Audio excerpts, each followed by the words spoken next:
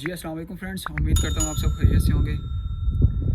तो आज की इस वीडियो में मैं आपको बताने जा रहा हूँ कि आप साइप्रस का वर्क परमिट कैसे अप्लाई कर सकते हैं, वो आपको कितने अरसे में मिलेगा। और दूसरा जो साइप्रस के वीज़े के नाम से कुछ लोगों से स्कैम होता है, मतलब उनसे झूठ बोला जाता है, होता कुछ है और उनको कुछ बताया जाता है। तो ये सब जानने के लिए मेरे साथ बने रहिए। इंशाल्लाह उम्मीद करता हूँ आपको वीडियो पसंद आएगी। तो सबसे पहले तो हम आते हैं साइप्रस का वर्क परमिट आप अप्लाई कैसे कर सकते हैं। तो अगर देखा जाए तो आप पाकिस्तान में रह के साइप्रस का वर्क परमिट अप्लाई नहीं कर सकते, खुद अप्लाई नहीं कर सकते। उसके लिए आपको किसी ना किसी की हेल्प लेना ज़रूरी है। जो बंदा इधर है उसकी हेल्प लेनी पड़ेगी आपको, वो आपका रिलेटिव है या दोस्त है या कोई भी है। तो अभी इधर कुछ लोग पूछते हैं कि यार इसका खर्चा कितना आएगा। अभी ये डिपेंड करता है कि वो बंदा आपसे कितना कमीशन ले रहा है, क्योंकि कुछ वीज़े इधर से बिल्कुल फ्री में भी मिल जाते हैं, लेकिन कुछ के लिए आपको 2000, 2500, 3000 यूरो पे भी करना पड़ता है।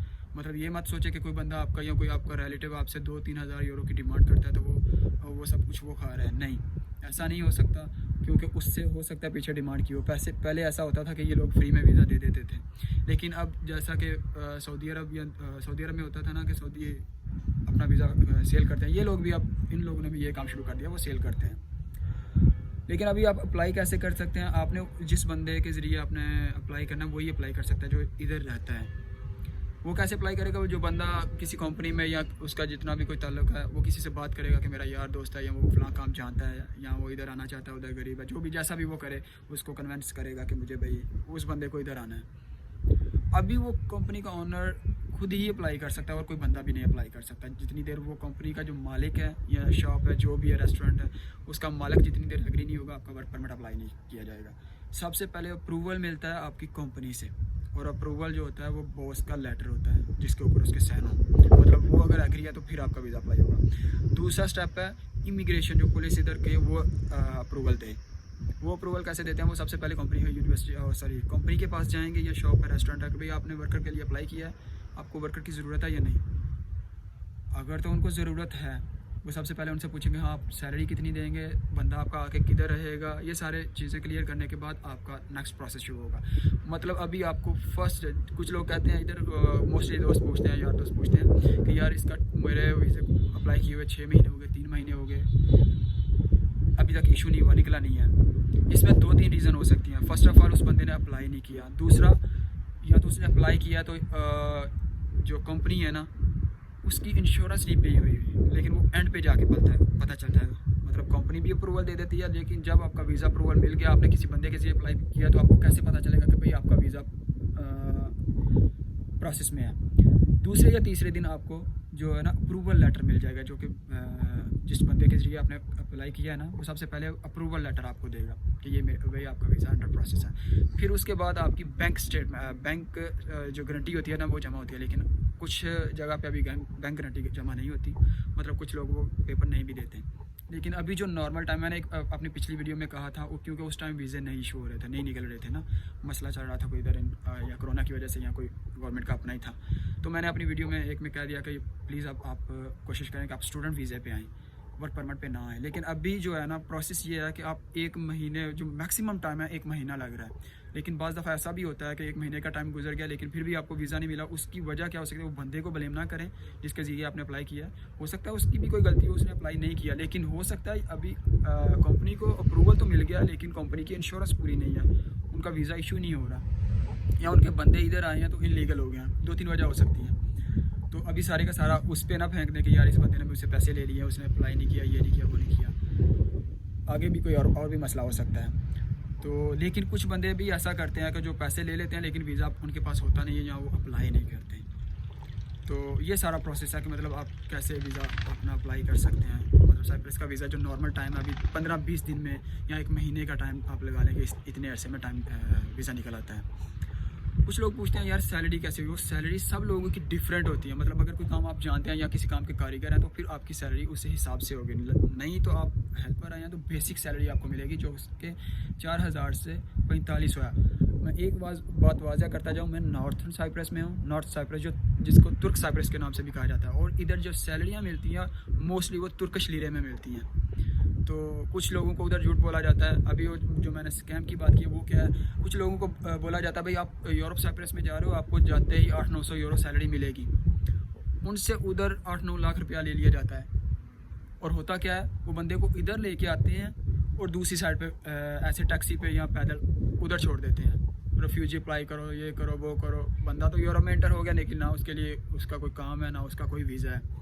तो प्लीज़ आप जब भी वीज़ा लेते हैं पहले कंफर्म किया करें कि भाई, उससे पूछा करें कि भाई हमने किस एम्बेसी से वीज़ा लेना है। दूसरा, सबसे पहले आपको जब वीज़ा अप्रूवल मिलेगा, लेटर मिलेगा, तो आपको पता चल जाएगा। फिर वो कहते हैं मुझे आपकी बैंक गारंटी जमा होनी है। बैंक गारंटी से भी आपको पता चल जाएगा कि भाई ये किस कंट्री में आपका वीज़ा अप्लाई हुआ है, नॉर्थ साइप्रस में हुआ है या साउथ साइप्रस में हुआ है। साउथ साइप्रस का वर्क परमिट पाकिस्तानियों के लिए नहीं मिलता, बहुत मुश्किल है। जो उधर रहते हैं जिनके पास कार्ड है उनको मिलता है, मतलब वो किसी अपने रिलेटिव या अपने फैमिली मेम्बर को इजीली बुला सकते हैं, लेकिन वो भी बहुत मुश्किल है, इतना इजीली उनके लिए भी नहीं है। और अभी इधर पाकिस्तान, एक खुशखबरी है पाकिस्तानियों के लिए कि उनको क्यों इतनी जल्दी है 15-20 दिन में वीज़ा मिल जाता है, क्योंकि इंडिया और बांग्लादेश के वीज़े बंद हैं। उनका वर्क परमिट अभी इधर से नहीं निकल रहा, जिस वजह से पाकिस्तान के जो 10-15 दिन में वीज़ा निकल आता है।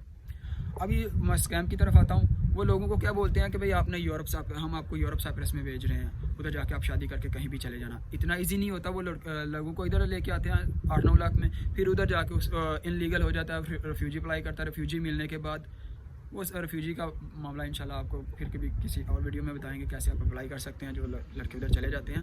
लेकिन उनको वो बहुत जलील होना पड़ता है। उनको 8-10 लाख वो इधर लगा के आए, फिर उधर शादी करने में कम से कम 5-6 हज़ार यूरो जाता है।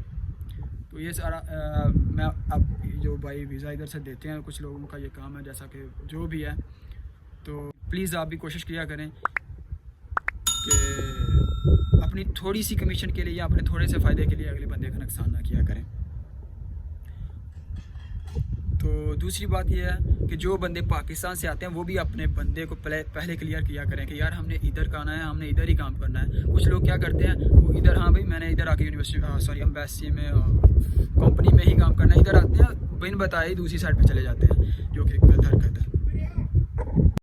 तो मैं दोबारा उन लोगों की तरफ उनको भी कहना चाहता हूँ कि प्लीज़ आप थोड़े से अपने फ़ायदे के लिए लोगों के साथ फ्रॉड ना किया करें, स्कैम ना किया करें। उनको वाज़ह बताया करें कि भाई आप नॉर्थ साइप्रस में जा रहे हो, इतनी उधर आपकी सैलरी होगी, ये काम होगा।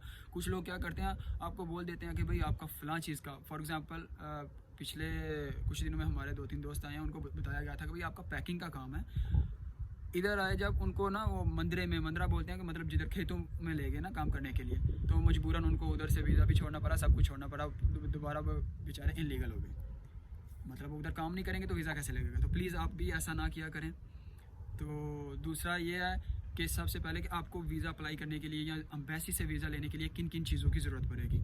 जो बंदा आपका वीज़ा अप्लाई कर रहा है वो आपसे आपके पासपोर्ट फ्रंट पेज की फ़ोटो कापी मांगेगा, स्कैन हो तो बेस्ट है, नाम ऐसे भी हो तो चलेगी।